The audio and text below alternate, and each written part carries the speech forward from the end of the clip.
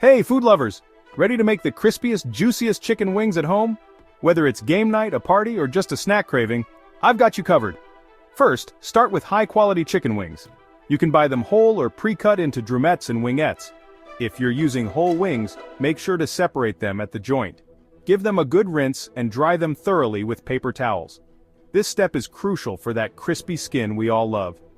Now, for the seasoning magic. A simple blend of salt, pepper, garlic powder, and paprika is all you need. Want extra crispiness? Toss the wings in baking powder along with the seasonings. Trust me, this little trick will give you that golden, crunchy texture without deep frying. Speaking of cooking, let's talk methods.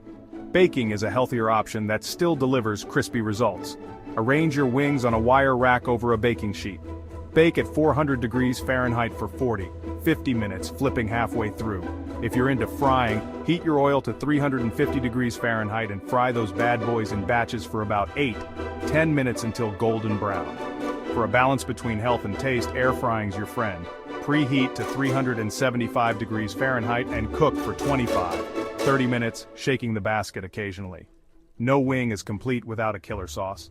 Classic buffalo sauce is a mix of melted butter, hot sauce, and a touch of honey. Toss your cooked wings in the sauce until fully coated.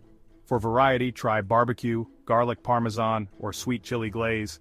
Finally, presentation. Serve your wings hot, garnished with fresh herbs like parsley or cilantro. Pair them with celery sticks, carrot sticks, and a creamy dipping sauce like ranch or blue cheese to cool down the spice. There you have it.